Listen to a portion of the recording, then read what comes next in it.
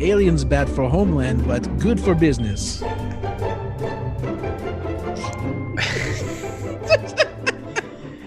Just when I thought we were going to make it all the way without a Russian accent. Nope. Nope. We have to alienate our listeners somehow. That should set the tone for the part 2 here. Uh-huh. If you're hearing our voices, it means it's time for It's This Meets That podcast. We watch terrible movies, so you don't have to, but maybe you should. I'm Russ. I'm Jared. And we're back with part 2 of the darkest hour and a half. The Emile Hirsch action adventure horror movie. One could say, sure. From 2011. That originally I was like, that no one saw, but apparently a lot of people saw because this movie made money. Yeah, hundreds of people saw it. Like lots of money. But I don't think anyone wants to remember it. But let's get right into it. So do you want to do, let's quick recap. Where are we? Where did we leave off? Yeah, we left off at the cop car. Yes. In the square there, and not really understanding how the aliens work. So they apparently can't see anything that's in front of them. And they're lazy. Apparently they're lazy too. Apparently very lazy. Yep. Very lazy. Like you could just go look underneath the car. Yeah, our heroes Ben and Sean were hiding underneath the cop car. Alien passed over them, and the women and Skylar are quote unquote inside, hiding somewhere. There's an inside apparently. So, and yeah, nothing's happened so far. We're probably like a little over a quarter of the way through the movie. It's going great. And then it just kind of faded out from that point, and then all of a sudden we're just inside of a mall, right? Well, they head inside. The boys head inside to find Annie and Natalie. Yep. Yeah, and they regang with They regroup with the gang there. Yeah. This is when I found out what Sean's name was. So this is when they first named Sean, I think. We're what, maybe a third of the way through the movie at this point, or pretty close, right? And this is the first time I think I never heard his name the entire movie. So yeah, this is when we first found out. Emile Hirsch's character's name is Sean. Commenting on how useless he is, which is true. Which is other than him being a jerk to flight attendants. Yeah. Yeah. And for some reason, they're all freaking out about the dog dying. They're like, that dog just got vaporized right in front of us. You're like, you just saw like 100 people get vaporized the same way. much closer. I mean, some people like dogs more than humans, which is... Yeah, Peter, get after us. Yeah. Love animals. Yeah, fuck you if you want me on the podcast. I don't know. Humans are good too. No, they're not. Anyways, so this is where we start getting Skylar, Joel Kinnaman's character. He's starting to fall apart a bit here, right? Like there's the first side of him kind of losing. Yes. He's losing control over he's crying about the dog. He's crying about the outside. He's crying about people. Things going crazy. And the gang is kind of holding it together. Yeah. This is when they come across the plane in the building, right? Yeah, plane just landed inside the mall for whatever reason. Like, how is there not more damage? There's a plane in this building, and it looks pretty smooth. Yeah, a soft landing. You don't really get a sense of. I think they were trying to give you a sense of scale of this crazy thing happened. It's like, yeah, and then they start talking about Skylar, and this is when I wrote in my notes, one of the girls is named Skylar apparently, because I did not pick up on who that character was until apparently never. And we I still don't think we know the girls' names yet. No, we don't. No. Okay. Yeah. I noted it whenever we do. Yeah. It's not important, but yeah. So then, so they're kind of just moving around this mall here. Skylar's still freaking out how terrible everything is. And then we get smart guy Emile, Sean, he puts it together that they can see them by using electrical devices or something, right? Right. He says electricity gives it away. Which just saying that makes no sense.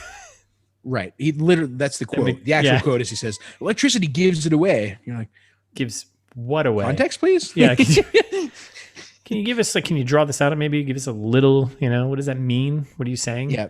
And then the actual smart guy, Ben, says like, he's like, logically we can't be the only ones who survived. Like what you and I, Russ, have been talking about this whole movie of like, of course you're not the only survivors. Like, go find the other people. Right. Like, you guys are pretty stupid as a group. So, I mean, yeah, there's no possible way that you're the only ones left. So you're pretty stupid because you didn't bring a lawyer to you. You got your idea stolen from you by Joel Kinnaman. Come on. Like, right. How embarrassing is that? Ugh. Yeah. So they decide, since electricity gives it away, and everyone knows what that means. Right. They decide that daytime is more dangerous. So they're like that way, if we're out at night, we can see lights and stuff. Right. Okay, sure. Oh, right, yeah, okay. And then because that's when Sean decides that light bulbs are warning devices. He's like, "Oh yeah, light bulbs are warning devices." Is another direct quote from the movie. And it can be, Sure. And he drives us all from the interaction of the electrical alien and the cop car, because when it came near the cop car, it lit it up, right. And that's where he's kind of pulling this all together. So, it's like, yep. And then we're nighttime, still in the mall, and they found like a little store, a lamp store. Yep, they're still looking through the ridiculous map book that's like 1,000 pages of map in like a hardcover binding. I don't know. It's a very weird. Yeah. Why would you do a map like this? Yeah. Come on, Russia. Get your map straight. Yeah, and then somehow he manages to determine. He's like, "Oh, the embassy's about a mile away." It's like, first of all, you can't read Russian. Second, like it would be probably kilometers. I'm assuming. 2, we know you're an idiot. You've gotten lucky with this whole figuring out the cop car thing, but yeah. Yeah, no, it looks like the embassy's about a mile away. You're like, how do you know where it says embassy? I have so many questions. Yeah, and a good point about the kilometers, right? Like, right? Yeah, it's probably in kilometers. So frustrating. And then we get like a weird, like this weird emotional moment for Skylar, Joel Kinnaman's character, like coming to grips with the decision he made back in the club, which we talked about in part 1 about him, I guess, locking his girlfriend or whatever she was to him, like. Yeah. In a room, she gets zapped, and I guess like the other 2 girls call him out on it, and they're like, "Yeah, the decision you made back in the club." I had assumed. Yeah. First of all, did they see that? I didn't even think they were there yet. No, I don't think so. I don't think they were there. No. No, and second of all, it wasn't even like his girl. Like, the way that I took it was, this was just some woman he met in the club. Yeah. What kind of emotional attachment does he have to this person?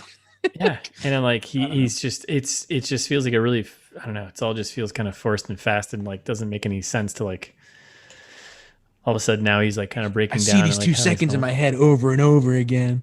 It's like, okay, sure. Shut up. Yeah, it's like, can you get zapped already? Ugh. Yeah. Joel Kinnaman. Mm. Mm-hmm. And then Emile, and because I still didn't know her name, I just was like, oh, the brunette, because Natalie is a brunette and Anne is the blonde. I was like, Emile and the brunette go for a walk. Did they say they were going for a walk to like? Well, this is when, so right before they go for the walk, I think it's Sean that says, "We need better clothes." Which is a big why moment for me. Oh, it's not Sean that says that. It's Skylar that says that. Skylar says, "We need better clothes."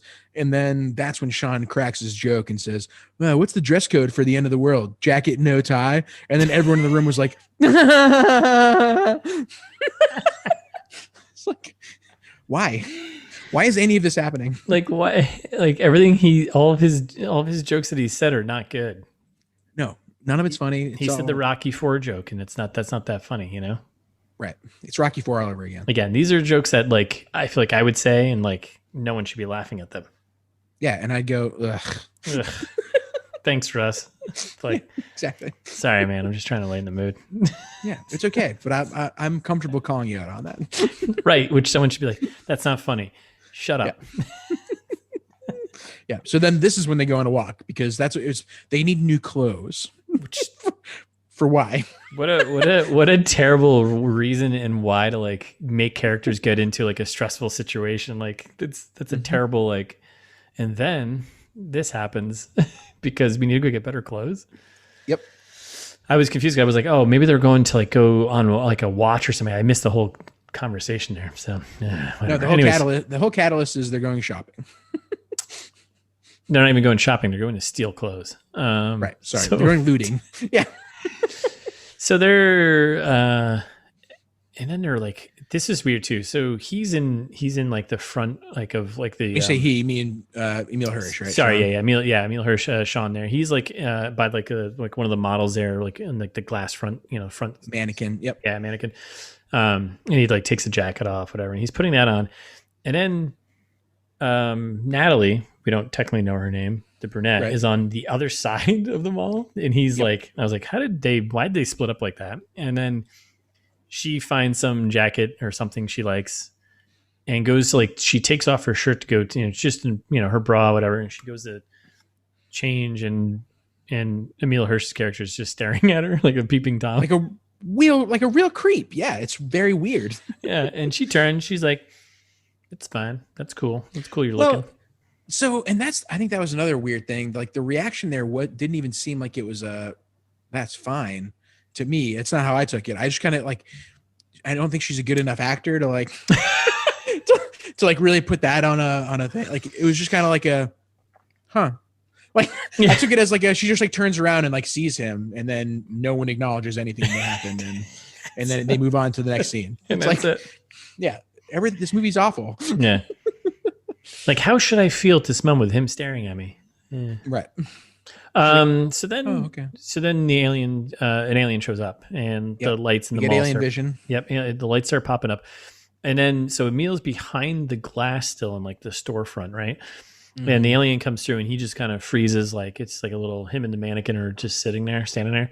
And the alien comes by and doesn't see him because the glass blocks the vision. Yeah, glass isn't particularly conductive, but if that's the case, why did his light bulb necklace light up? Inconsistent. Mm-hmm. That's right. So they had like light bulbs around their neck as like a sign of like, if it starts lighting up, that means something's close. But right, if the light bulb lights up, that means he can see you. it means you're dead. Yeah. So frustrating. So then kind of trying to build some tension here, and so Natalie is kind of, her light bulb lights up, and she's kind of scrambling around like in the whatever store she's in. Mm-hmm. And she's like hiding underneath like a rack of clothes, whatever. And it's like trying to build it up, whatever. And then he just comes in out of nowhere and just pulls her from underneath the rack of clothes. It was like a weird kind of, I don't know what was going on there. Yeah. And then he's like, let's hide inside, or I was confused of what they were hiding in, but it was it was obviously something glass. It was like a glass stand or something. Yeah. And they hid behind it. Kiosk, maybe. I don't know. Yeah, kiosk, whatever. And they're hiding behind it, inside of it. And he's like, don't worry about it. Just trust me, whatever. And so she's waiting. And then I don't know what you thought about this. So she's like, they're both behind like this glass thing, right? Yeah. And the alien's passing the other side. Clearly can't see them. But then her hair starts like kind of standing up on end. It's the same as the light bulb. Like for me, it's like if you're making the point that the glass isn't conductive, then don't make it conduct electricity. Like don't give her static hair. Don't let the light bulbs come out. Like pick one. Pick one. Yeah. What's the premise? Be consistent. God damn it. Yeah. So her hair starts standing up, and it like, I guess it stands up past the edge of the glass or something, and then the alien goes by. And I don't know what you thought about this shot. Was so weird. And it was like, it was Emile Hirsch just sitting there staring at her and like being like really like intense look at her. And she's like kind of freaking out and her hair is standing up. I was like, it just felt so weird. And then the edge of her like hair just gets singed off. And then that's it. Yep. That's it. That's it.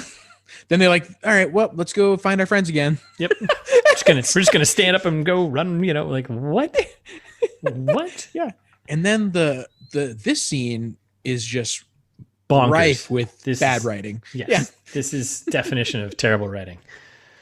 It doesn't make any sense. Where do we begin? So we begin with Sean talking about how he figured out that the aliens can see our bioelectrical shit. Yep. And then Skylar says, well, how'd you come up with that? And he goes, I don't know, Shark Week. Like, oh, okay. And then they're like leaving. Like the scene ends after that. Like that's that's the whole scene. That's it. I don't know. Maybe I'm a dummy. Is that something that sharks do? Like Shark Week is the thing about like sharks, like it in the is. water. It's not like Shark Tank, like it's a fucking like the idea show, right? Correct. No, you're right. And I was like, maybe he meant to say Shark Tank, and it was like maybe some idea on the show, but I was like, no, he's talking about Shark Week, and it's like, maybe there's some electromagnetic thing that sharks. I don't know. No, there is sharks. Like some sharks can rely on like bioelectrical signals and stuff like that from prey, but like it's not the same. Like it's not like this.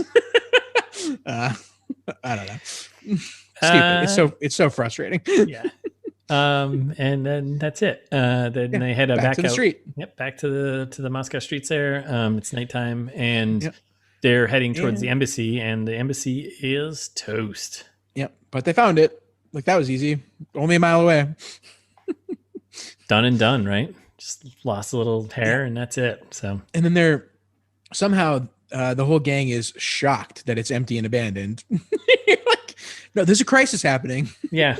Like, what do you think is gonna? What do you think an embassy is? I don't think that word means what you think it means. It's like, it's not a military base. It's like, if we just get inside the building, they can just zap us home, right? It's like, no, someone's gonna zap you in a second. Like, hopefully, yeah. So they get to the embassy. It's obviously emptied, cleared out, total mess. We get inside, and Skylar picks up a gun. Which, why? And then something falls somewhere, and he just loses his shit and just starts shooting like crazy. Wildly, just everywhere. Yeah. And everyone's just kind of like, yeah, maybe you shouldn't have a gun. Maybe you should. Everyone's like, dude.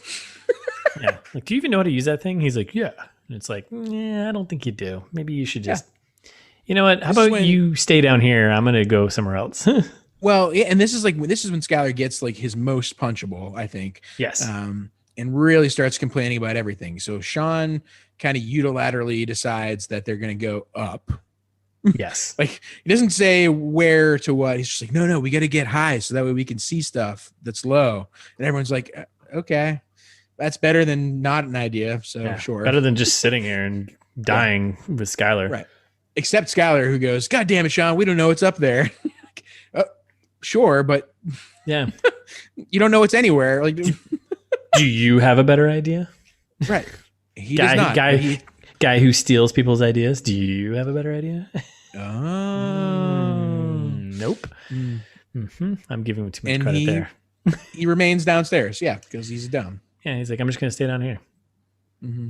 So the whole gang heads up, and there's actually a little hesitation here too from Anne. Yet again, we still don't know her name, the blonde friend. Right. There's hesitation Annie. from her too, Yeah. Annie.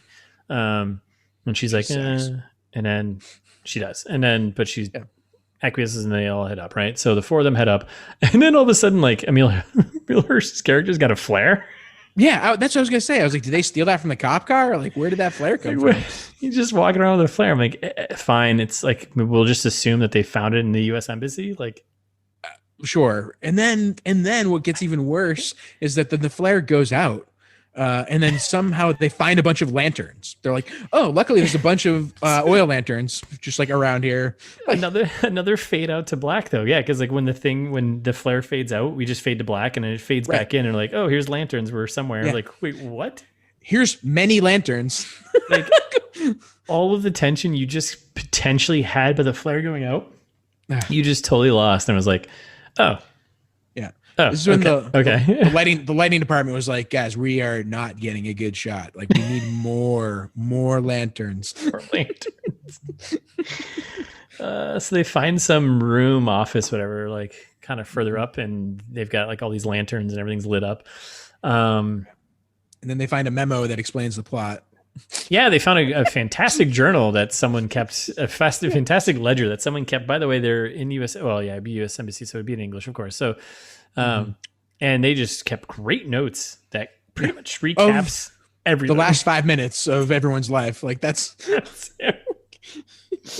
oh my God. Yeah, their electric signals shorted all our stuff. And, the invisible invaders are doing whatever. Like, it's very descriptive. Goes in, says everything that's happened in the movie so far, basically. Yep, pretty much. And then this is when I realized that the shady guy was named Skylar. Yeah. finally, because they're like, wait, where's Skylar? He's downstairs where you left him. Like, yeah. Oh, that's that guy. Yeah. Where do you think he was? And then they learn the rest of the world was hit. And they're trying to figure out some numbers that are written on a map. And Ben is like, well, these aren't times, these are survivors, right? Which, like, why would you assume that? Yeah, I don't think there's anything that's like saying that's what that is. Like, no, like the numbers are just kind of like random number. I don't know. It's so irritating. So they end up to the up to the roof. But I guess before this, though, they do find a radio. This is important, right? They do find like a radio. A radio in a Faraday cage for some reason. Well, why? Like, why did they just have this in the embassy first of all? And then like a really like, it made me like irritated how this whole scene, this exchange between Emile Hirsch and like Sean and Ben were sitting there like fascinated by the speaker and like it was playing like this message, whatever. Mm-hmm. And she's just like freaking out about having this thing on. And it made me like anxious because like how annoying it was. And I was like, this is making me anxious, not in a, like, I think the way the movie wants me to feel, but in a way I'm like, I'm just irritated by what's going on right now. Like this exchange is pissing me off. And I was like, of course it's in a Faraday cage. They can't see it.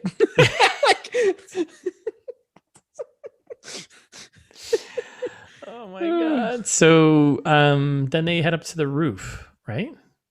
Yeah, well, they go to they're like the guys are going to go investigate something, and then they find because that's how you they find along, right? And they find a window that's like on the roof, kind of like they're looking at a window. They're not even on the roof.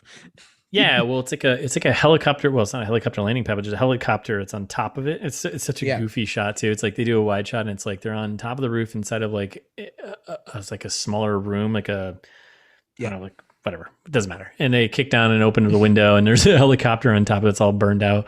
And then they're looking out across Moscow, and there's like a couple spots where they see like the starts of like the beaming of, right? Right. Yeah. And this is when Ben, in his infinite wisdom, is like, well, they got to obey some sort of rules. Do they? Like, what does that mean? You're not helping. They came here with a plan, is what Sean says. And you're like, how do you know that? Neither of you are helping. Yeah, none of you know anything. Like, it's wild speculation. It's very wild speculation. That all happens to be very accurate. And then they spot Skylar just being a dummy, right? Because they hear him shooting his gun. Right. No, we do. This is where we do get the first building collapse, which right, where they're not like there's one small building that like collapses like next to like one of like the beaming things. Oh yeah, you're right. Yep. But then they hear some gunshots, and it's Skylar who's out in the streets now, roaming around, just being a dummy. And this is when that one moment that I talked about at the beginning. So they're like, because I think Sean says, why bother even save Skylar? And Ben's like, well, the guy understands some Russian. He can translate the message for us from the radio. Right. Right. So, okay, sure. Yeah. That's like that's like maybe he is Swedish. I don't know. Yeah, like that's the next like goal for them now. So they've got this message that's repeating or whatever on the radio, and they want to get it translated, but none of them speak Russian, and then Skylar's the only one who could understand it. Right. New goal, right? But this whole scene was just so weirdly staged and like clearly green screen blocks, like they weren't where they actually were, and it just looked and was so goofy and like had this weird like they like kind of like that, not fisheye, but like they do like the dark like edges around the edge of like the screen. Like it was the just vignette like, kind of. Yeah, that's it. Yeah. They did like a vignette thing, and I was like, what? Why? Like this is, you haven't done this for any other moment in the movie, but now you're going to do this. It's like, yeah, I feel like that's a common theme in a lot of the bad movies you watch. Is they make some weird artistic choices that don't pay off. Yeah, like midway through and like randomly, right? Just like it's either like covering up something, or you know what I mean, like something they screwed up like the original shooting. I don't know. We'll do a weird POV scene for some reason. Yeah, it's like great. Guess we're doing this now. And acting is so terrible in this whole situation. But they're doing a lot of cuts back and forth. So like the girls are now upstairs. Right. They're looking out the window, and they're seeing the headlights light up as Sean and Ben are walking towards Skylar. Right. You know, like there's clearly a couple of aliens out here in the street now. Yeah. They decide that they have to warn them. So they're just like shouting because the aliens can only see electrical signals and can't hear anything, thankfully. And how tall is this building, by the way? Tall enough to party. I don't know. Like when it's the U.S. Embassy, and when we first arrive at this building, it's tall, and they're at the top, and then apparently they're all then. The boys there are down at street level with Skylar, and they're kind of like in this like really weird, like clearly staged alley of cars where it's just like straight line of cars on either side, which is like, why is everyone parked like this? And there's like a clean like alley right between where like people can walk through, and it's like they're walking on one end towards Skylar. Skylar's at the other end with his gun. It's like this is like overly staged. Like this is too perfect. Like it's not like I Am Legend. No. Like everything's favorite here at ITMT. A favorite of ITMT. No, it's not good. And then like all the car alarms are starting to go off, and like the guys are now realizing that there's aliens here. Yep. And then Skylar shoots at it like for no reason because he knows it's not going to do anything. So I think this was giving it way too much credit. So the boys are down there, and they're at one end, Skylar's at the other end, and he tells them to run. And I think this was Skylar's moment of his redemption moment for his mistake he made. Sure. He's telling them to run, and he starts shooting at the thing to distract it, and then they run, and he gets the best death of all the. Yeah, well, his bottom half vaporizes. Yeah, it gets the bottom half, and top half just like lands on the hood rolls of a car. over a car. Yeah, and then another one comes in and zaps the top half of him. Like, all right, that was fun. That's kind of cool. Yeah. I'm glad he probably suffered a little bit. Yeah, right. It's like the only good part of this entire movie. Yeah, fuck Joel Kinnaman. Seriously, ugh, god damn it. I mean, we'd have you on the podcast though. Oh yeah, if you want to be on the podcast, send us an email. Yeah, absolutely. And I just like reiterate, like this is pretty obvious, but the acting is pretty bad, and just want to throw that out there. It's pretty bad at this moment. Because then I don't know. Do you remember how upset everyone was 10 minutes ago about the dog dying? So Sean and Ben come back to Natalie and Annie, and the girls are like, "Where's Skylar?" And Sean just goes, "He's dead." He's dead. Okie dokie. And they're like, "Wait, there's a weird light on in that building over there." Guess we're moving on. Yeah. Fuck Skylar. This plot's got to keep moving. Like, guys, we're almost we're about halfway done. We gotta wrap this up soon. Come on. Yeah, there's zero emotional consequences for everything that's going on to anyone. Right. Everyone except for the dog. Yes. Remember the dog? Where's Skylar? He's dead. Oh, remember? Oh, like the puppy. Yeah. So I was confused this part. So they spot a light on in a building across the way, right? And there's like a quick so they're all back together, the four of them, right? And I was confused. Hopefully you know what happened. So they kind of argue over who's like they're heading towards the light, right? And Sean is Emile Hirsch's character is like, we got I'm gonna go, I'm gonna go over there, right? And then Ben's character is kind of like, no, we should wait until it's daylight, or I think he says wait till it's daylight or something, or it's going to be daylight soon, so maybe we shouldn't. I don't know. It's confused. That's what he says. Yeah, it's going to be daylight soon, so we shouldn't. That's what he's trying to say. It doesn't seem like it's that far away though, and it's still nighttime out. And then I thought they left it as like Emile Hirsch's character just went by himself, and they stayed there. Oh no! That's how that whole that's how that whole thing like translated to me, but I was like, I don't know if that's actually what happened. No, it was like a real. This one didn't make the least sense out of the movie. Okay, it was like a fumbled kind of moment, right? Okay, but then I hate because then basically how they decide that they're all going to go to the light is Ben kind of says like, well, at the very least, whoever's there is going to be able to understand the message. Well, yeah, you're still in fucking Russia, so of course other people speak Russian here. So frustrating. At this point, we're exactly halfway through the movie, and they make it to this building. Unbelievable. Unbelievable, right? There's still like what we just did again. So they arrive at this building. It's an apartment building. I'm guessing. I think, yeah, it's an apartment building, right? Yeah, I'd say so. So they get into the building and they're kind of creeping up the stairs. They're heading up towards, whatever, towards the light that they saw, whatever floor. And then all of a sudden, boom, they come across a Russian-speaking woman with a gun, just being like, Vika, yeah, Vika. And she's just like, what are you doing here? She's pretty aggressive. They're like, hey, we're just... You want to die, assholes? She says. In Russian. Great. Yeah. Yeah. It's pretty great. No one understands, but I'm like, that's good. Yeah. Yeah, and then they kind of befriend her in a weird, awkward way. Like, where are your parents? Yeah, that's what I was just gonna say. It's like she looks the same age as them. Like, I don't know. Like everyone in this movie is pretty young. She could pass for in her early 20s, I guess. Yeah. I think she's attempting to be a teenager.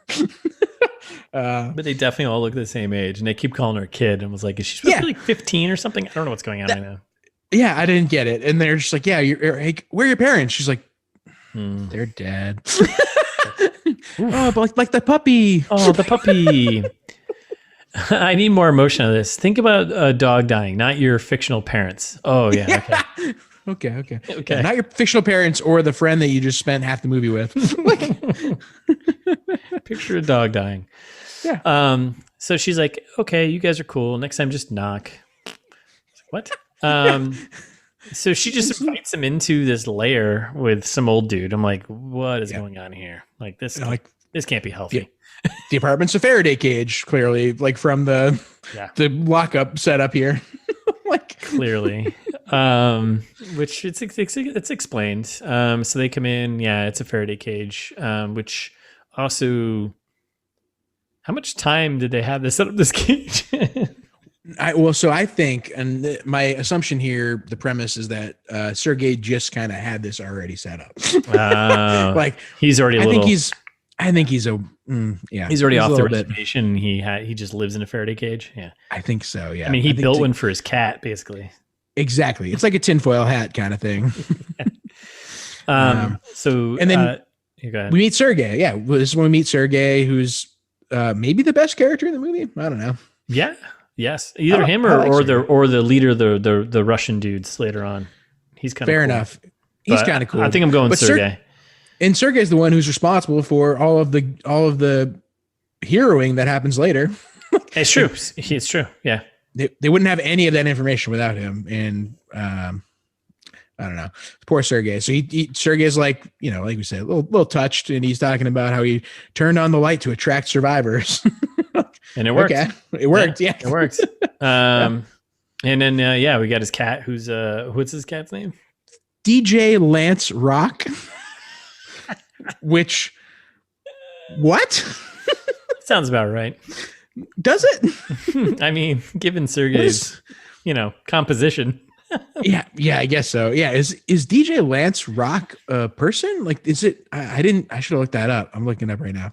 Because oh, wait, no. American musician, DJ Lance Rock. Wow. Do I feel like an idiot now? Wow.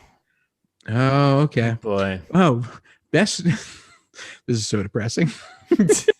So if you look at the Wikipedia, DJ Lance Rock is an American musician, singer, DJ, and actor, best known for the Nick Jr. shows, Yo Gabba Gabba, Blues Clues and You, and the YouTube series, Reading is Awesome.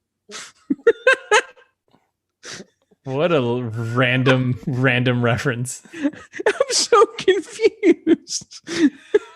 I feel like that's one of the writers was like, let's just throw this in there and maybe someone will get it. It's like, no one's going to get that. No, that doesn't make any sense. Yeah. So he's known for Yo Gabba Gabba. Apparently, I guess he toured with the Aquabats once for some reason. Oh my God. Shout out to 90s ska aficionados, of which there are probably at least a couple that listen to this podcast. Yeah, at this point, definitely. I think so. I think we got a few. If you're an Aquabats fan, you apparently can also be a fan of DJ Lance Rock. So we have that. And then we find Sergey here. He's an electrician, plumber, whatever. He's just kind of general. That's Vika, like they could just ask him, and instead Vika's like, yeah, he's an electrician or a plumber or something. And you're like, how long have you been here? Like, why don't you know that? Like there's zero character building between the two of them. You're like, how did they know each other and how like what is going on? Doesn't matter. Doesn't Okay. matter. Nothing matters. Doesn't matter. And then as we're walking in, there's a great close up on a giant red-orange tank with a flammable logo on it. Yeah. What is that? It's just there for later. Why? Like, why would you do this? It does nothing. It's just there for later, and it actually does not pay off at all. Nope. Oh my god, that's right. Because she hits the tank and it starts spilling. I was like, oh, she's gonna light this place up. She doesn't. I don't think. Right? No. I mean, the place does end up burning down, I think, behind them, but like it doesn't affect anything. Oh yeah, no. You're right. Yeah, it does. That's right. Because when they go to okay, well, we're gonna get there. So it doesn't matter. No, it doesn't matter. Like you're fighting electricity, like whatever. So there's a close up of a giant red orange tank with a flammable logo on it. It's like, okay, cool. It's gonna come back later. And then Sergey translates the message for them, right? Well, right. And Sergey also, while he's doing that, he's also giving them whatever backstory of that they didn't already get from the embassy. So he's talking about how, well, they can't smell us if we're inside. And I was like, that's an interesting framing of like, oh, maybe they are like, maybe it is more like a sense of smell. I don't know. I was way more interested in Sergey. I was like, oh, his lines are kind of interesting. He's saying something possibly valuable. Talking about how the aliens are made up of some lethal type of wave energy. And I was like, oh, Sergey gets it. This character's so useful. Yeah, he gets it. And he's just explaining everything.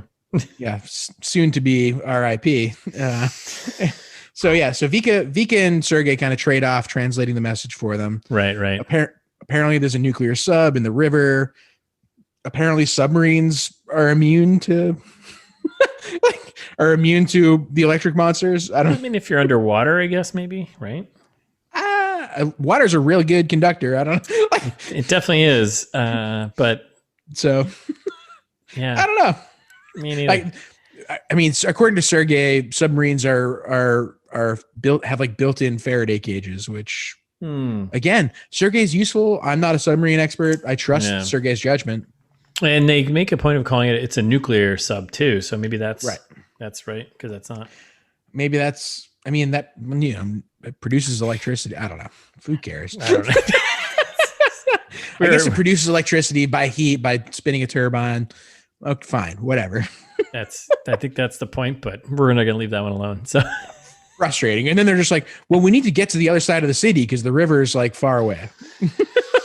Great. The end.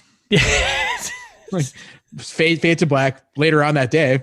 Yeah. And then Vika is like, hey, you guys, to the two girls randomly, you guys want to go on a supply run with me? Yeah.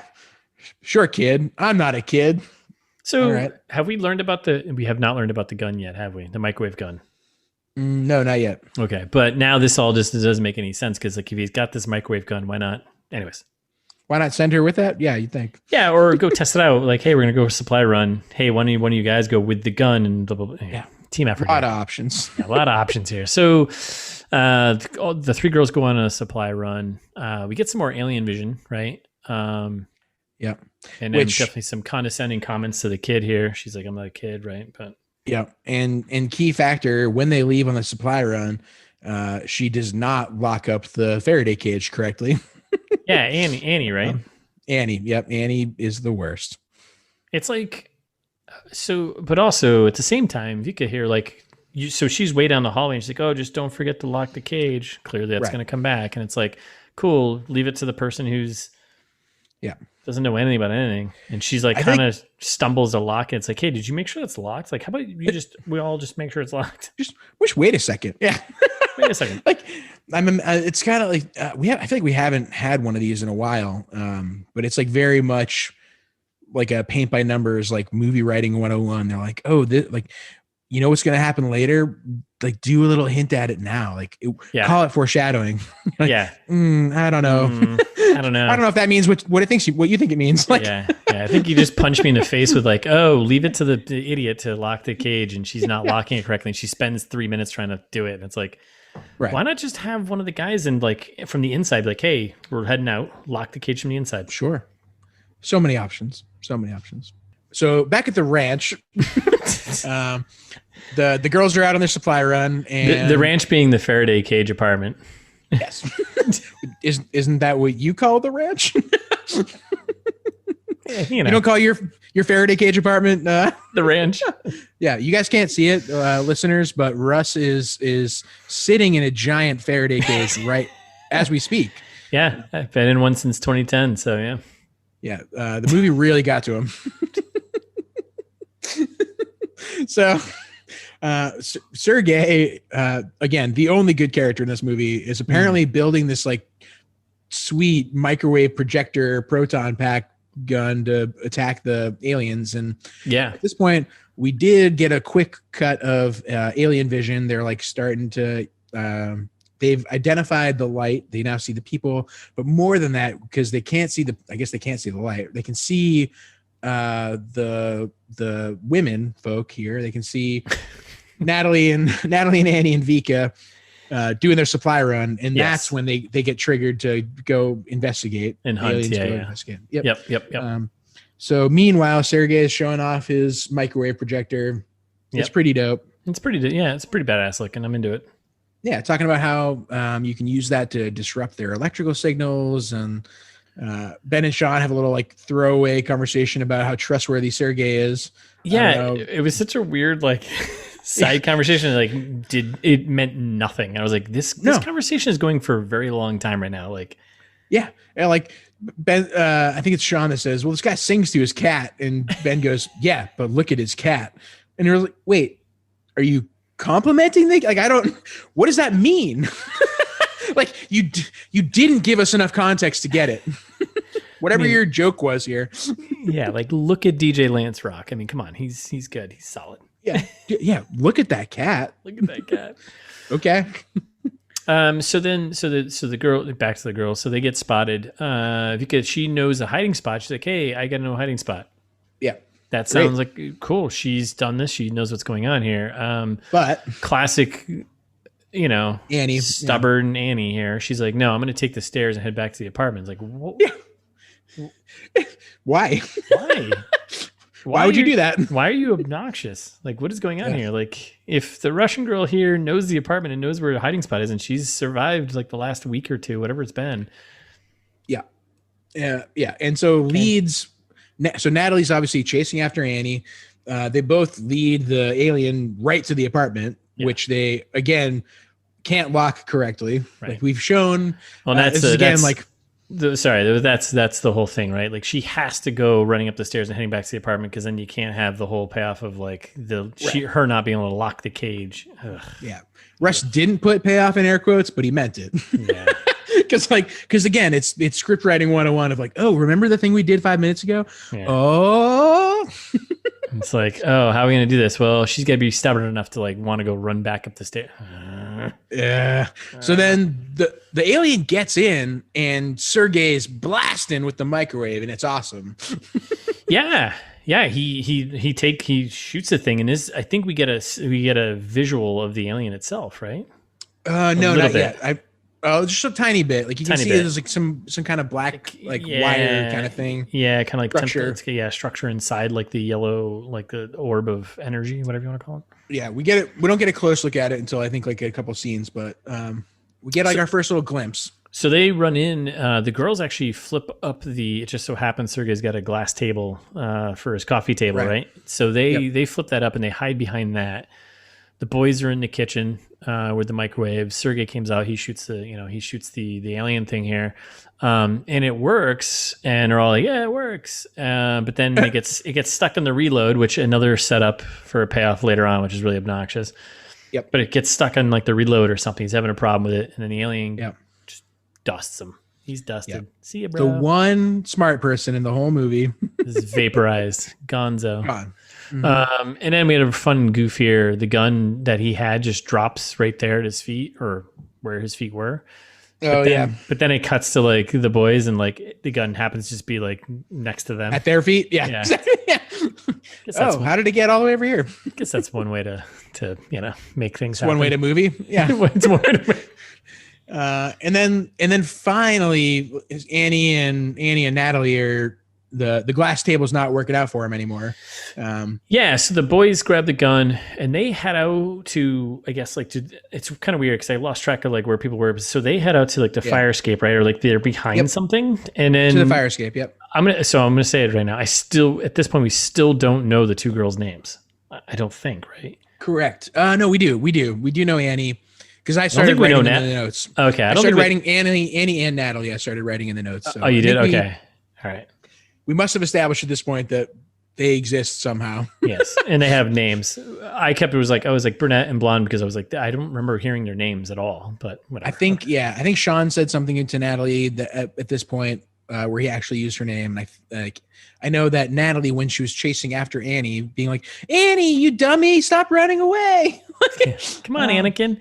So she runs. So Natalie brunette, she runs over to, I don't know what she's at, but she grabs up like a pickaxe hammer thing, whatever. And she's all of a sudden becomes like kind of an action hero thing where she like, wow, here comes the payoff here. Like the big giant red orange tank can with flammable on it. She pokes 2 holes in that and then just claws at a door or a wall. And it was so confusing what it was. Unclear. And it opens up and then all of a sudden the 2 guys are on the other side. I was like, what is this? What's the set here? What is going on right now? So Annie is still behind the coffee table. She kind of hesitated a little bit. And then she decides to make a run for it. And it's like slow-mo and slow-mo. And it was like, I started laughing actually out loud. Yeah, Sam. Slow-mo, and she gets grabbed and just dusted. It's the best. I'm so happy. It is. What a relief. Anxiety is just kind of, Yeah. I believe I wrote, ha, ha, ha.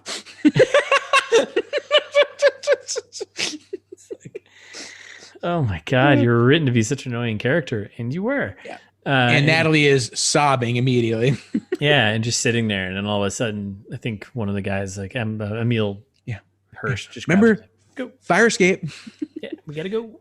We got to go. So then there is gas, whatever, leaking out of the flammable tank. And I guess it does explode because the electrical beasts come through and like they spark it, but they don't I think it's the electrical. Yeah. But they don't really focus on it too much. You just see it explode as they're walking down the, you know how many extra millions that would have added to the budget, Russ?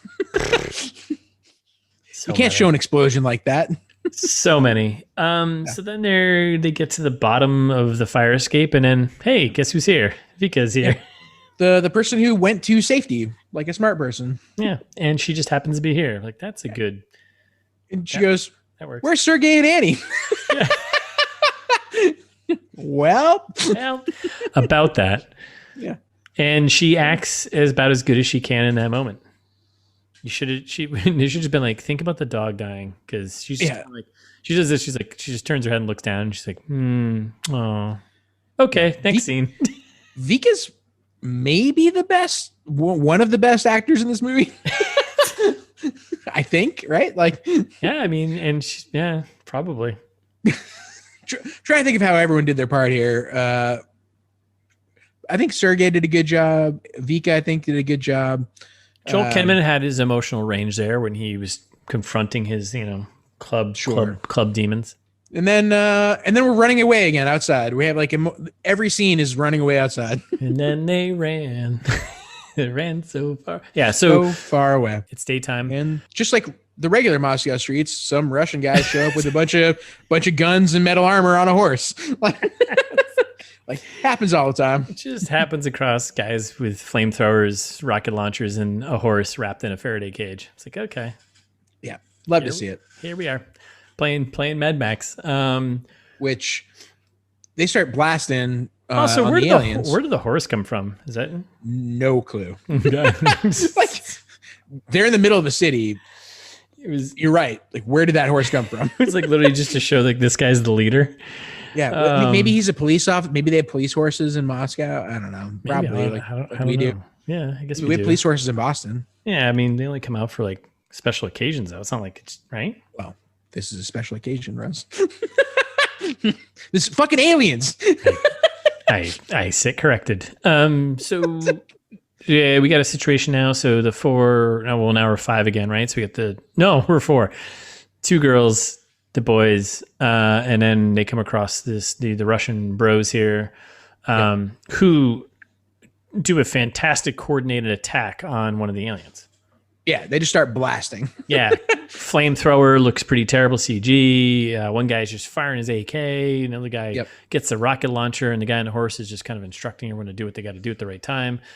Boom, blows up the alien, and like shards of him go everywhere. And it's like, oh, and it's actually a physical thing. In English, he says, "Welcome to Russia, sucker."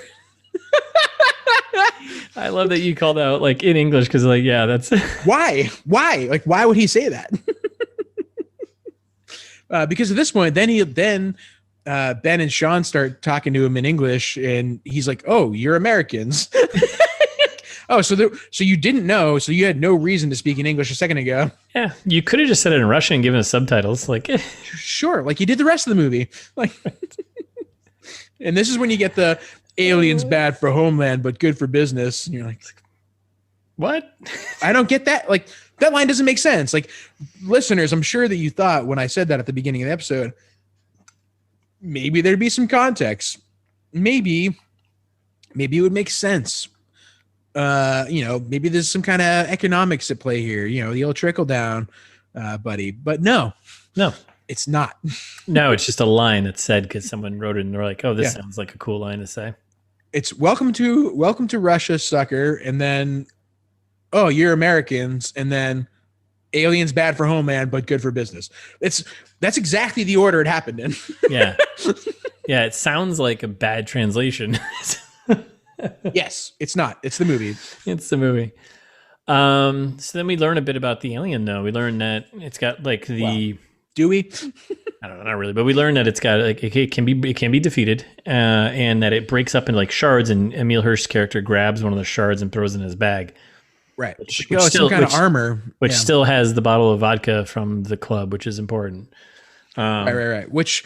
I believe it's Russian Standard, which is my vodka of choice. So, that's the vodka. It's Russian. I'm pretty sure it's got a pretty distinctive bottle. Yeah. Don't know it. Okay. Right. Oh, that's a top vodka. It's, in my opinion, better than Grey Goose. Russian Standard. Wow. If you're looking to get drunk, you should drink it. You're looking to have a good time and defeat aliens. Yeah. Yeah. Not a sponsor so far. But we could be huge in Russia. Who knows? Right. So then we're in a safe house, the Russian bros dude's safe house. Yep. Hiding again. The guys Sean's apologizing. Yeah. The Russian guys are very nice. They're like, hey, you can stay here as long as you want. Yeah.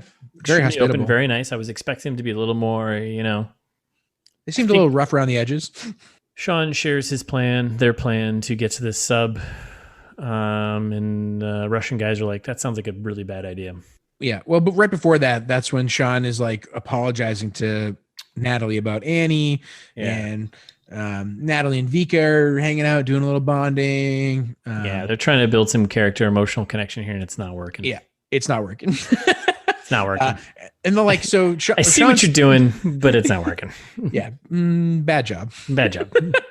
And so like Russ said, they start filling in the Russian guy on their plans, and the Russian guy's like, that's going to take you 5 weeks to get across the city. Like, there's just no way. I cannot help you. And then he goes on and on about how he's defending Moscow because it's his home and whatever, blah, blah, blah. And this is when Natalie's like, well, we have to try, guys.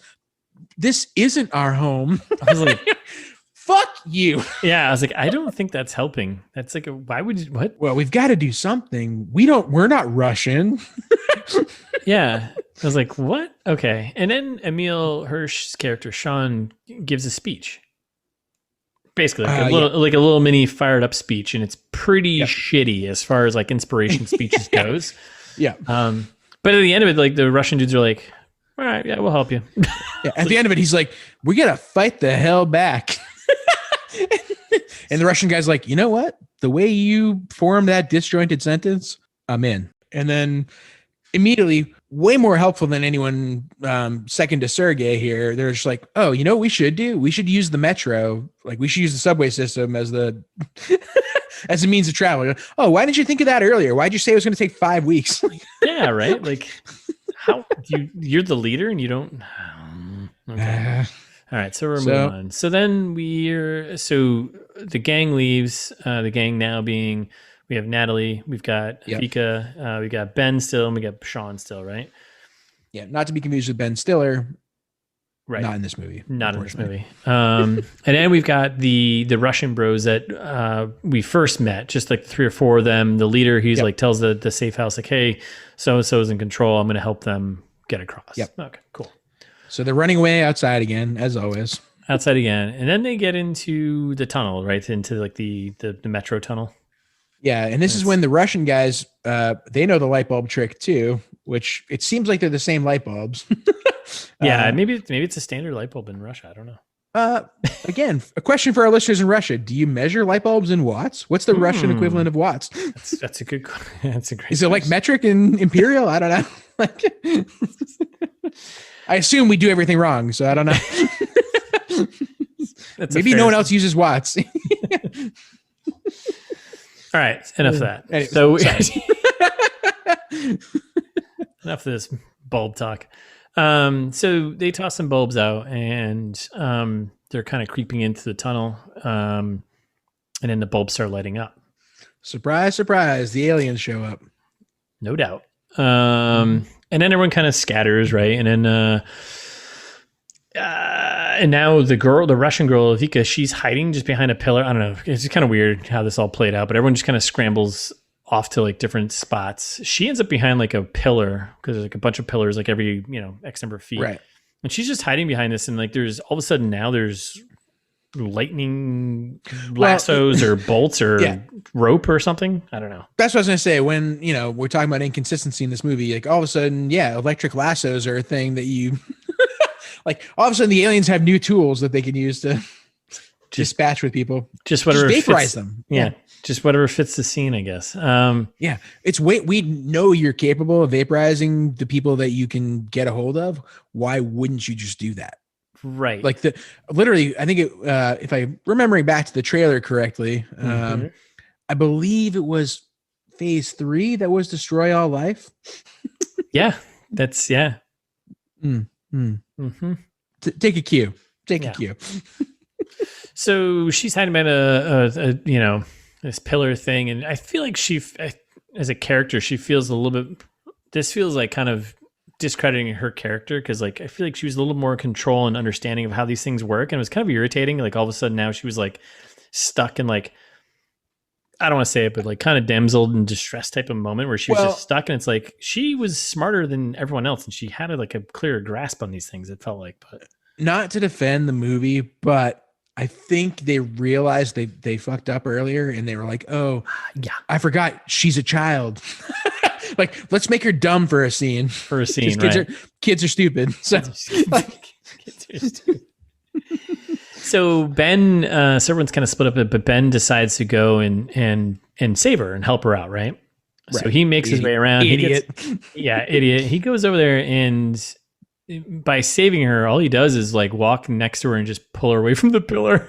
Yeah, he's doing a bad job. But then he gets lassoed by the alien lightning bolt. And he surprise. Just gets dragged down the hallway. He's grabbing onto empty buckets and there's paint rollers in there. And played yourself. Yep. He's just getting dragged, and then zap, Ben gets dusted. And I had another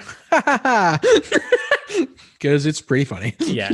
I was like, oh, I didn't see that coming, but that was awesome. All right, cool. Well, no, I didn't like, I didn't think Emile Hirsch was going to be the star of this movie. Like they made Ben seem to be a smart character early on. So they did. And they even say like in one of the interviews I read, they're like between him and the Natalie's, the actress who played Natalie.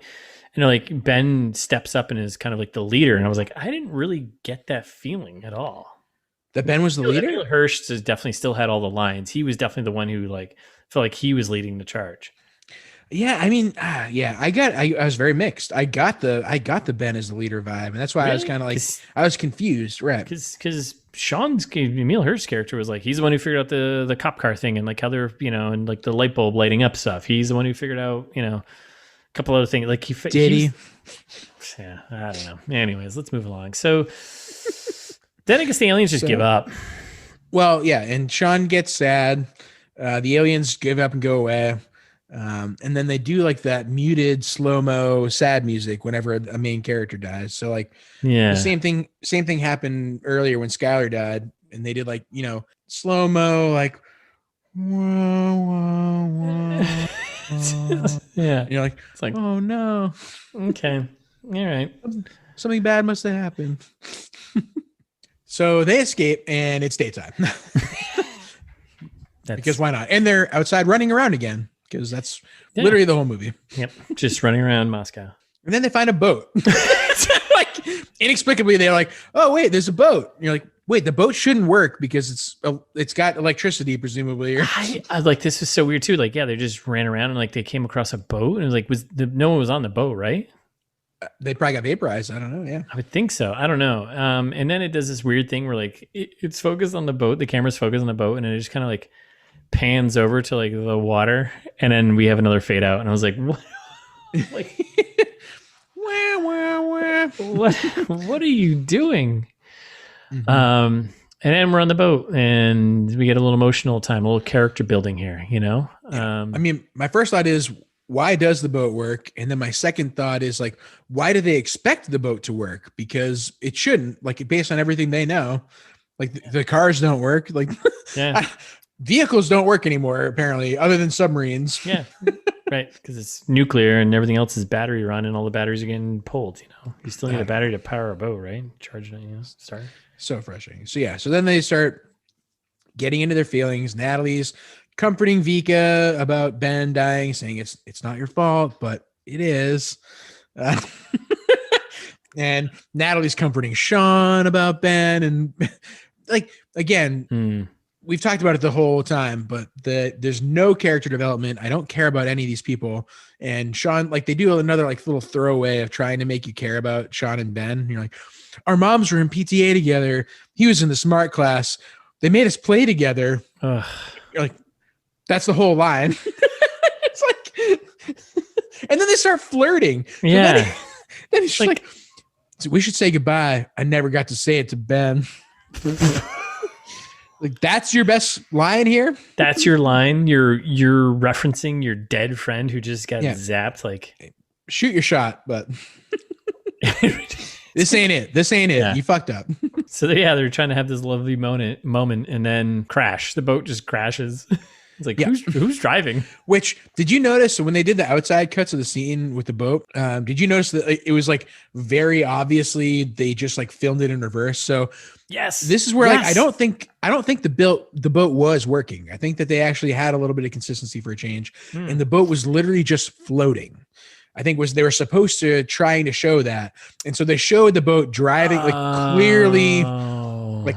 They've reversed the film. Right? Yeah. No, yeah, they definitely did. It was so weird because like the way they I did catch that and I was like, this is weird. But then I realized, so the boat wasn't working. They just got on it and they were kind of like going with the water, the flow, right? Which is then still stupid. Yeah, and then they hit a wall. They hit like one of the walls of the canal there, and like we're stuck and they're pushing. Okay, all right, okay. Yeah, we're giving it the minimum amount of credit. But okay, so then they head to the top of the boat here, and then we see like the energy beam, like big power beam being pulled out of the earth and like shooting into the sky, right? And then we get the line from Emile Hirsch character is like, right? This is where he's like, this is why they came. Like, yeah, well, no. And he continues, or no, he doesn't continue. He says, this is why they came. Yep. And then it goes to the Russian guy, and the Russian guy goes, we are mineral rich. Metals that conduct electricity must be food.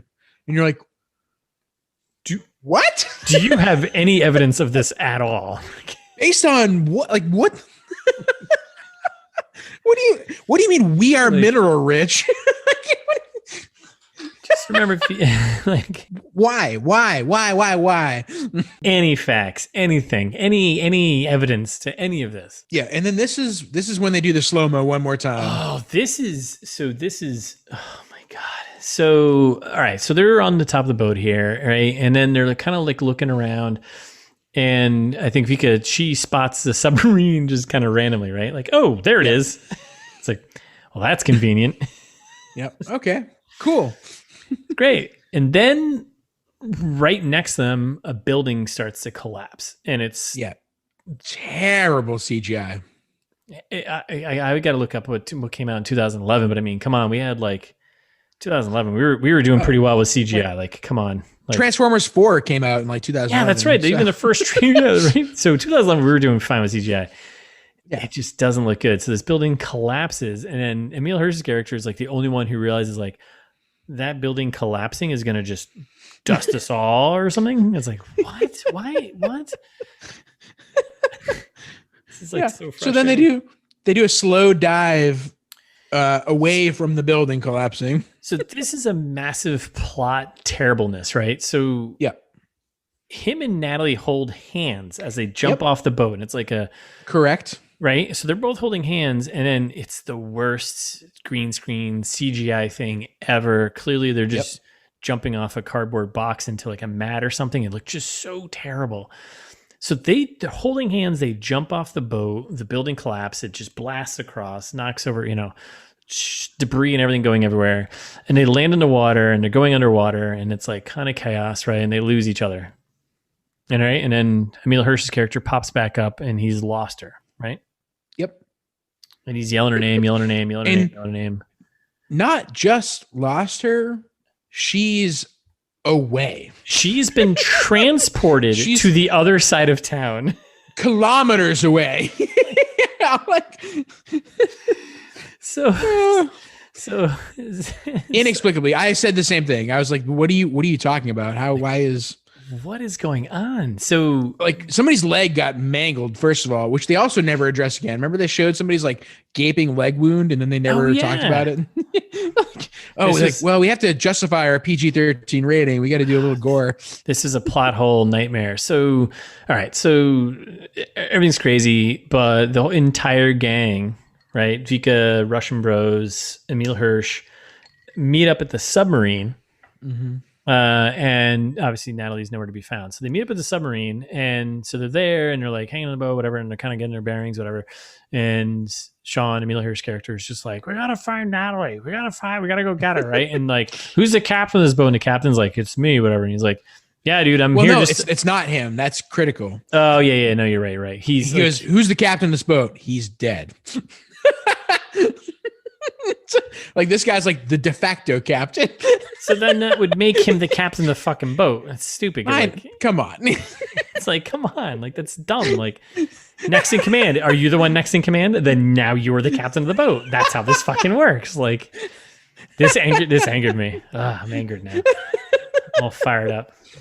So then the now new captain of the boat is like, yeah, I know, I'm here just to get these survivors and get out of here. And Emile Hirsch's character is just I'm here to get survivors in general. He leaves it kind of open-ended. I'm here to collect survivors now that I have people on the boat. You're survivors, mission accomplished. He's like the George Bush of the Russian Navy, of being like, hey guys, we did a little bit, so good enough. Yeah. Mission accomplished, fellas. Mission accomplished. I'm getting out of here. So Emile Hirsch is like arguing about how they need to find Natalie. The captain's like, no, man, this whole area is infested. I was like, infested? What does that mean now? What kind of aliens are these now? Like, what? Okay, so there's a bunch of them here. So then they're bug aliens. Are we watching? Why are we not watching Starship Troopers instead? All right.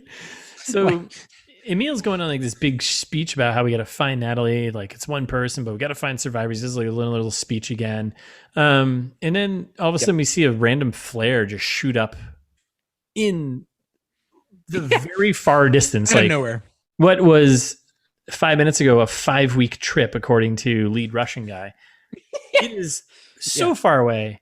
And then out of nowhere, Emile Hirsch's character is kind of like, oh, that's her. Like, oh, no. I used a flare once. I bet that flare is her. Like, what? What the? So this was clearly, frustrating. Yeah, it's so frustrating. This was like the broken moment of the entire but this is a major broken moment of the movie. So she's apparently across town somehow. So they're gonna head for it, or he's gonna head for it, and the whole thing just looks terrible. It looks goofy. Not just he's going to head for it, because then he convinces the Navy that they're like, nope, actually we can't leave that person behind. Let's all wait. Yeah. Let's put everyone else in jeopardy and go collect this. Save one person. Yeah. It's like, yeah. We'll send a team of like 7 people out who may not return to collect this one person. Mm-hmm. Yeah. So frustrating. So then we're down in the submarine. We're inside, and now we're coming up with a plan. Yeah, playing with the microwave guns. Yeah. Yep, microwave guns. I think they built another one, or did they? They only had one. So no, they're fixing the one. Yeah, they're saying. I think Sean, I thought there was inexplicably is smart now. Yeah, I think there were 2 maybe, but Sean all of a sudden becomes the genius that Ben used to be before he died. And he's like, oh no, like we gotta, like the microwave guns are disrupting their shields, and like and that's when the Russian guy's like, then we kill it with good old Russian bullets. Okay, yes. Cool. Yes, vodka and Russian bullets. Yes, yeah, sure. And then they're off on a hunt to go get Natalie. Yeah, to the train yard. To the old Russian train yard. Yeah, why wouldn't you? Yeah, in Soviet Russia, yard trains you. So they're all geared up and they're walking around, tossing their Blackberries out to, it's basically kind of see if... I got so angry at this part. Did you not? Because I was like, wait a second. You had light bulbs. Why don't we have any more light? Why are we using cell phones as light bulbs? This isn't the same. This isn't an equivalent. Because what is the phone going to do? Do you have it? Is it going to... Right. Ring? Right. It's exactly what I said. Oh, it's going to turn on and vibrate or something. You're not going to see it. It's daylight. It's like at least a light bulb. You'd probably see it light up. It's maddening. Yeah. So they're using that as their warning tool. They're just throwing those around. Emile Hirsch, Sean just starts yelling for Natalie. I was like, definitely was like, how did she get so far away?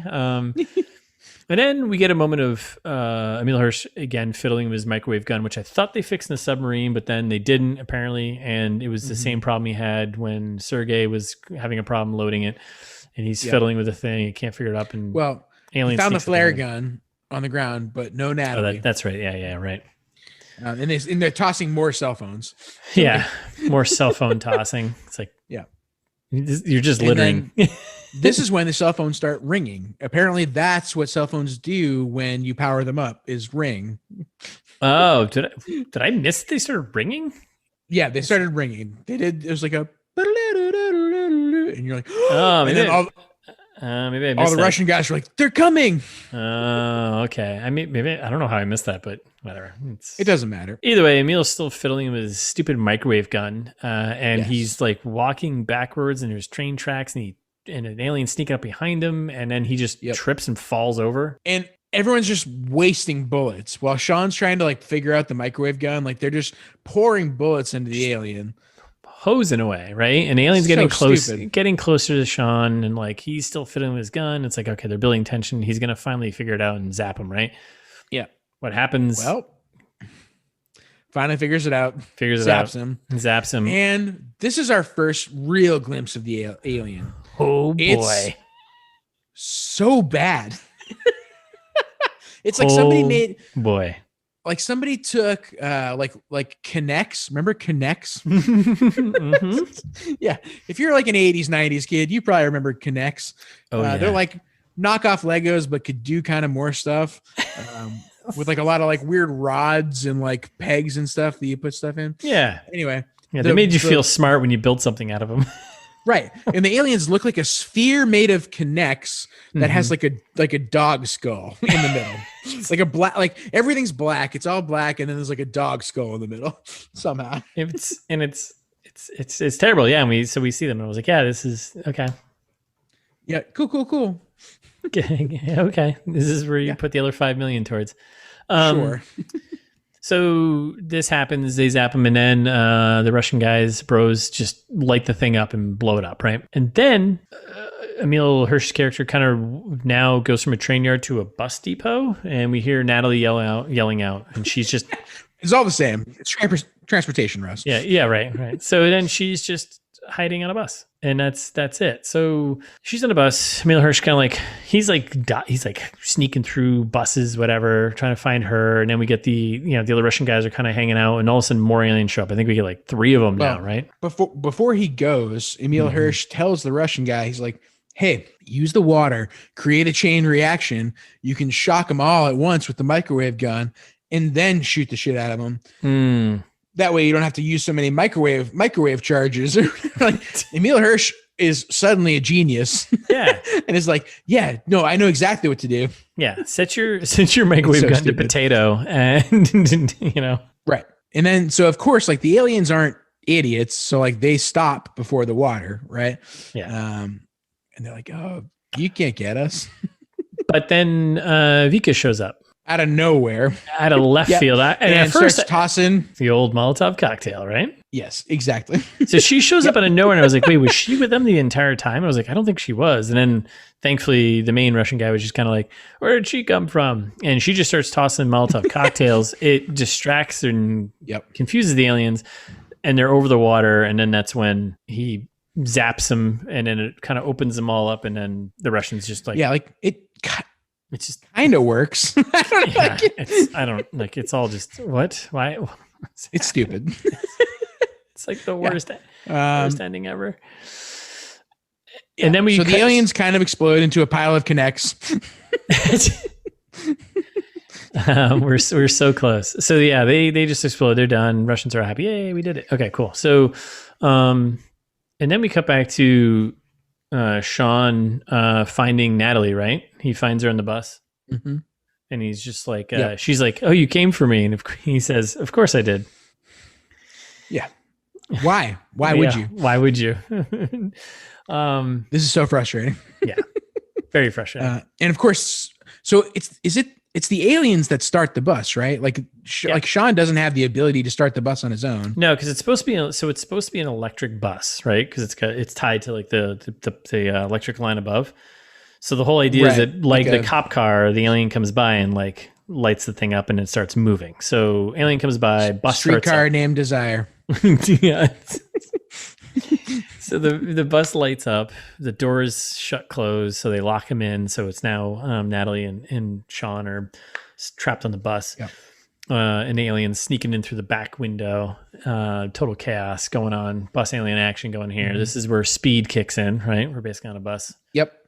And the alien shoots its electric lasso out, grabs Natalie's leg again, which again demonstrated many times they could just vaporize Natalie, which they absolutely should do. And they've done like 3 times already in this movie. Thousands of times in this movie. So many people got vaporized. And then nope. Like Sean shoots it with the microwave thing. I'm like in the nick of time, and they're trying not to crash the bus. Yep. So nick of time, she saved, and he's like, "Hey, get it behind the wheel, whatever, right?" And she hops behind the wheel, and he's trying to reload his gun. And he's like, "Oh man, my battery's dead." Oh, throw some D's in that bad boy. Like, what do you? Battery's dead on the gun. The potato gun's pretty much useless at this point. Yep. And so aliens coming towards him, and this made me so angry. So he zapped it once. So zapping it once, it opened it up, right? So now you get a clear visual of the alien, and it still looks terrible. And it's coming towards them. She's driving a bus, kind of trying to hold it together, right? And she's, and then he goes to his bag, right? And does he first throw a Molotov cocktail or no? No, he just throws the piece of its own armor at it, and somehow that makes it explode. It's infuriating. I hate this part. Was that explained at all when so this is the shard he picks up when the first time they meet the Russian bros and they kill one. And he picks up a shard and throws it. Well, they didn't kill that one. They were like, "Oh, we injured it." They're like, at that point, they didn't know how to kill it. They're like, "We injured it," and so like their armor fragments off. Apparently. Yeah. But it was just a shard, but there's no explanation that like, throwing that one will do anything. No, because it shouldn't. Because that's stupid. Yeah, it's very dumb. You wrote a sci-fi book. That would be stupid. That would be a stupid way to make the book happen. It's like if a human was coming at you and you cut off the person's hand, and then you took the hand and threw it at them, and they just exploded. Right. That's exactly what happens. It's not even like that. It's like you took off a piece of your shirt. It's like somebody cut off a piece of your shirt and threw that at you.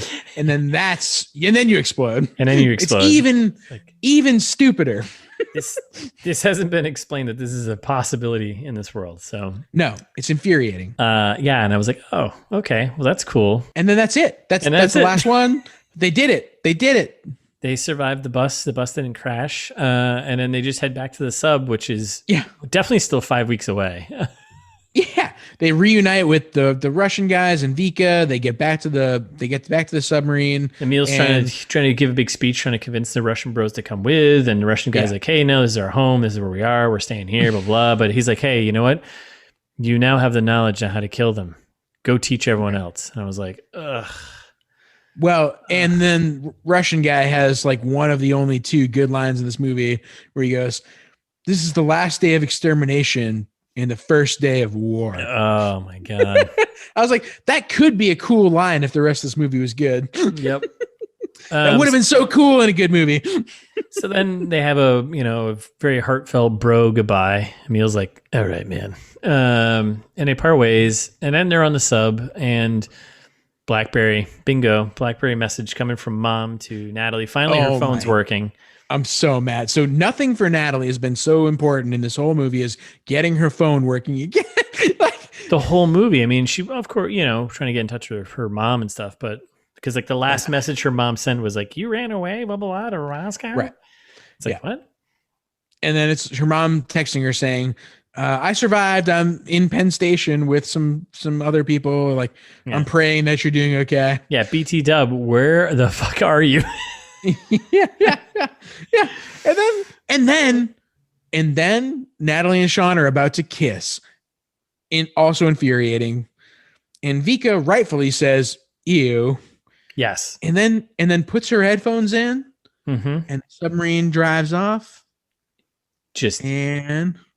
Into the sunset. Well, kind of. Well, almost.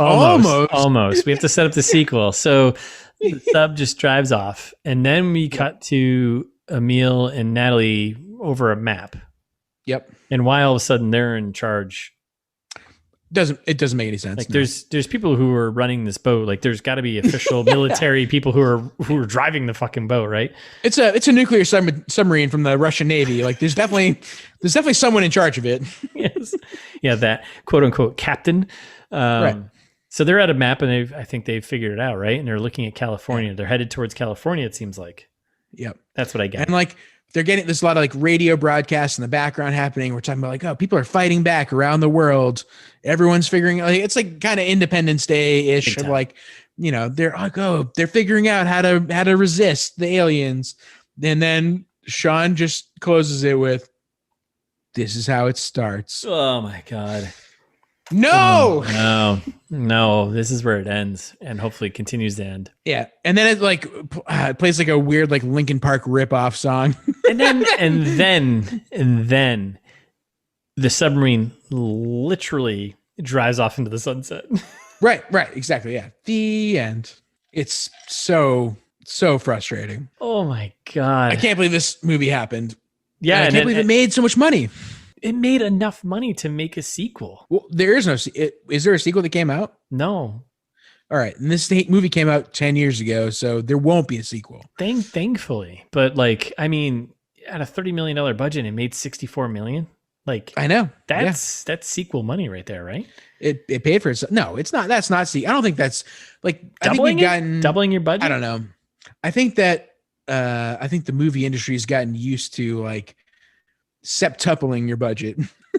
And so like doubling your budget's not good enough anymore. Like think of how many crappy movies we've watched. This is the 55 episodes or how many that we're in. Yeah. One out here is like green lighting a sequel to Contra Guys. Like, well, no, but I mean, I don't know if the movie only cost you $34 million and you made 64, like, I don't know.